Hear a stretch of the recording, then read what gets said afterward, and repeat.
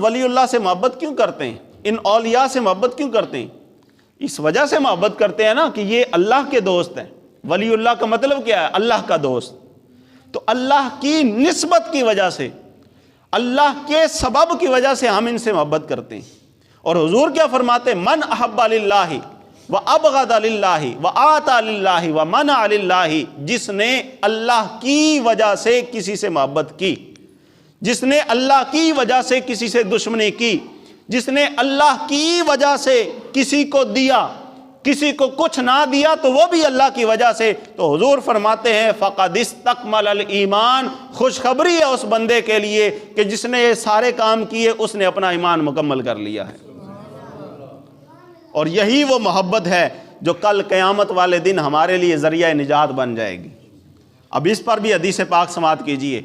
ये मुस्लिम शरीफ के अंदर रिवायत मौजूद है, मिशकातुल मसाबी के अंदर रिवायत मौजूद है। नबी पाक सल्लल्लाहु ताला अलैहि वसल्लम इरशाद फरमाते हैं, लौ अन्ना अब्दैन तहाब्बा फिल्लाहि अज़्ज़ा वजल, हुजूर फरमाते हैं कि दो बंदे अल्लाह की वजह से एक दूसरे से मोहब्बत करते हैं, एक मुहिब है दूसरा महबूब है, इनका ज़माना एक नहीं, बल्कि फरमाया कि इनके दरमियान मशरिक और मगरब जितनी दूरी है, वाहिदुन फिल मशरिक व आखरु फिल मगरिब, एक मशरिक में रहता है दूसरा मगरिब में रहता है।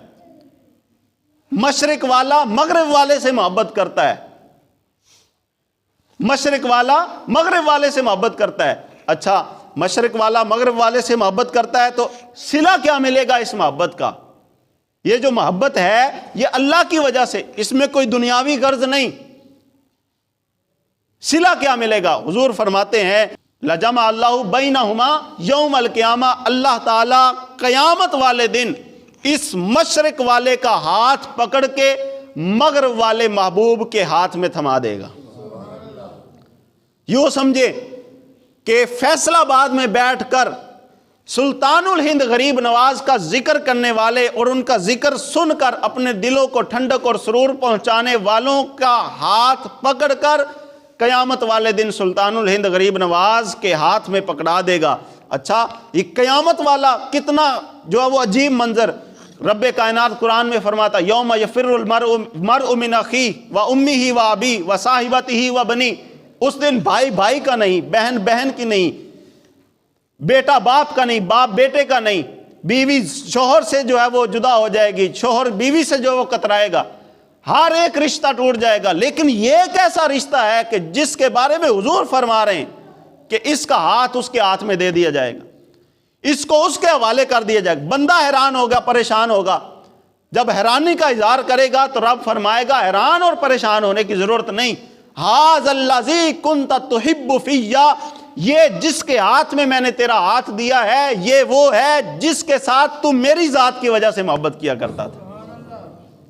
आज उस मोहब्बत का सिला तुझे ये मिला है कि अगरचे तुम्हारे दरमियान सदियों की मुसाफत थी, सदियों की दूरी थी, जमानों का फर्क था, मशरिक और मगरब जितनी दूरी थी, लेकिन मोहब्बत थी मेरी जात की वजह से। तो आज उस मोहब्बत का सिला तुम्हें दे रहा हूं कि तुम्हारा हशर उनके साथ कर रहा हूं। वो हदीस पाक है कि नबी पाक सल्लल्लाहु ताला अलैहि वसल्लम ने इरशाद फरमाया, मफ़हूम हदीस फरमाया, दुनिया में जो बंदा जिसके साथ मोहब्बत करेगा उसका हशर क़यामत वाले दिन भी उसी के साथ होगा। तो हम देख लें दुनिया में हमारी यारी और हमारी दोस्ती किन के साथ है, हमारा ताल्लुक किन के साथ है, हम किन के साथ जो वो यारियां लगाए फिरते हैं। हदीस पाक के मुताबिक हमारा हशर भी उनके साथ होगा। अगर अल्लाह के वलियों के साथ मोहब्बत है, उलमा के साथ मोहब्बत है, हुफाज़े किराम के साथ मोहब्बत है, अल्लाह के नेक बंदों के साथ मोहब्बत है, यकीन माने क़यामत वाले दिन हशर भी इन पाकों के साथ होगा, क़यामत वाले दिन हशर भी इन नेकों के साथ होगा। लेकिन यह तब है जब दुनिया में इनके साथ मोहब्बत का रिश्ता कायम किया, दुनिया में जो वो करके गए, जो तालीमात देकर गए, उन पर अमल किया। तो अहबाब ज़ीवकार बात वही है कि आज कोई लाख एतराज़ कर ले कि इनकी मोहब्बत ख़त्म हो जाएगी, इनके पास नहीं जाना चाहिए, तो हम कहते हैं कि इनकी मोहब्बत हमारे पैदा करने से नहीं हुई, बल्कि रब्बे कायनात के अता करने से इनकी मोहब्बत लोगों के दिलों में पैदा हुई। یہ رب تعالیٰ کی عطا ہے۔ وہاں یہاں پر سوشل میڈیا پر تو یہ کہنے والے بھی آئے تھے، او بابے تو شے ہی کوئی نہیں، تمہیں بتاتے ہیں بابے کیا شے ہیں۔ انہی بابوں کی وجہ سے کل قیامت والے دن رب تعالیٰ جو ہے وہ مہربانیاں فرمائے گا۔ بابے تو شے ہی کوئی نہیں۔ اسی بابے کے بارے میں حضرت سید محمد کرمانی، امیر خرد کرمانی رحمۃ اللہ تعالی علیہ سیر الاولیاء کے اندر فرماتے ہیں، حضرت سلطان الہند غریب نواز کے بارے میں فرماتے ہیں، جب حضرت خواجہ خواجگان ہند میں تشریف نہیں لائے تھے، اجمیر میں نہیں آئے تھے، اس وقت یہ سارا علاقہ کفرستان بنا ہوا تھا، یہاں پر شرک کے اڈے بنے ہوئے تھے، لوگ مشرک تھے، اور انا ربکم الاعلی یہ ایسی شرکیاں صدائیں جو ہے وہ بلند ہو رہی تھی۔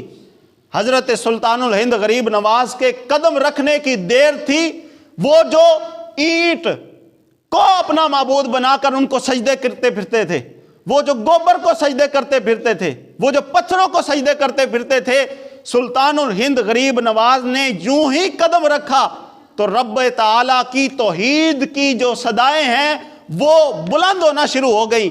تو وہاں جہاں پر شرکیہ صدائیں فضا میں بلند ہوتی تھی، وہاں نعرہ تکبیر لگنا شروع ہو گیا، وہاں اللہ اکبر کی صدائیں لگنا شروع ہو گئی۔ وہاں جہاں یہ سارا علاقہ کفر اور شرک میں اندھیروں میں ڈوبا ہوا تھا، وہاں پر سلطان الہند غریب نواز نے اسلام کا نور جو ہے وہ اس کو چمکا دیا اور لوگوں کو دائرہ اسلام میں داخل کر دیا، لوگوں کو وحدہ لا شریک رب کائنات کی بارگاہ میں لا کر کھڑا کر دیا۔ ابھی کہتے ہیں کہ بابے کچھ کر نہیں سکتے، یہ ہندوستان میں جو اسلام پہنچا ہے یہ ان بابوں کی وجہ سے ہی پہنچا ہے۔ جسٹس پیر کرم شاہ الازہری رحمۃ اللہ تعالی علیہ، آپ یورپ میں گئے نا تو کسی نے سوال کیا کہ یورپین کنٹریز میں بھی اسلام آیا تھا، یورپین ممالک میں بھی اسلام آیا تھا اور ختم ہو گیا، اور ہندوستان میں اسلام آیا تھا اور آج تک اسلام کی رمق اور رونق باقی ہے، اور دن بدن اسلام بڑھتا چلا جا رہا ہے، اس کی رونقیں بڑھتی چلی جا رہی ہیں، اس کی تعلیمات بڑھتی چلی جا رہی۔ اس کی وجہ کیا ہے؟ تو آپ فرماتے ہیں یہ جو یورپین کنٹریز جن کے بارے میں تم کہتے ہو ان میں اسلام آیا تو بجھ گیا، اس کی شمع بجھ گئی، اس کی رونقیں ختم ہو گئی، فرمایا کہ وہاں پر اسلام پھیلایا تھا بادشاہوں نے، دنیاوی بادشاہوں نے، انہوں نے اپنی حکومت کے ذریعے اسلام کو پھیلایا تھا۔ جو ہی ان کی حکومت ختم ہوئی اسلام ختم ہو گیا اور اس کی رونقیں ختم ہو گئی، اور فرمایا ہندوستان میں اسلام پھیلایا رب کے ولیوں نے، اور رب کے ولیوں نے دنیا پر ویسے حکومت نہیں کی، دنیاوی طاقت کی وجہ سے حکومت نہیں کی، ان ولیوں نے لوگوں کے دلوں پر حکومت کی ہے۔ جب تک ان کی حکومت دلوں پر قائم رہے گی اسلام اسی طرح چمکتا رہے گا۔ تو ہندوستان میں جو اسلام آیا ہے یہ انہی پاک ہستیوں کی وجہ سے آیا ہے۔ تو پھر کوئی کہے کہ یہ جو بابے کچھ کر نہیں سکتے، تو آج سے پہلے تم اپنی 2-3 نسلیں پیچھے جا کر دیکھ لو، وہاں پر تو کوئی کلمہ پڑھنے والا ہی نہیں تھا، کوئی لا الہ الا اللہ کی صدا بلند کرنے والا ہی نہیں تھا۔ یہ سلطان الہند غریب نواز کا فیضان ہے، یہ حضور داتا علی حجویری رحمۃ اللہ تعالی علیہ کا فیضان ہے، یہ مشائخ چشت کا فیضان ہے کہ بر صغیر پاک و ہند کے اندر آج بھی اسلام زندہ ہے، اور ہم جو کلمہ پڑھ کر جو ہے وہ دین اسلام کی نور کے ساتھ اپنے دلوں کو منور کر رہے ہیں اور اپنی دنیا کو بھی روشن کر رہے ہیں، آخرت کو بھی روشن کر رہے ہیں، یہ اولیاء کا ہی فیضان ہے۔ اور قیامت تک جن جن بندوں کو حضرت سلطان الہند غریب نواز نے کلمہ پڑھایا تھا، ان کی نسلوں میں جو بھی کلمہ پڑھ کر نیک اعمال کرے گا جتنا ثواب ان کو ملے گا، یہ بات ذہن میں رکھو۔ من سنہ فی الاسلام سنتن حسنہ، حضور فرماتے جس نے اسلام میں کوئی اچھا طریقہ رائج کیا اس کو اتنا اجر ملے گا جتنا اس پر عمل کرنے والے کو ملے گا۔ تو اس حدیث پاک کے تحت قیامت تک جتنے بھی لوگ مسلمان ہوں گے نیک اعمال کریں گے، جتنا اکٹھا ثواب ان کو ملے گا اتنا اکٹھا ثواب حضرت سلطان الہند غریب نواز کی بارگاہ میں بھی پہنچتا رہے گا۔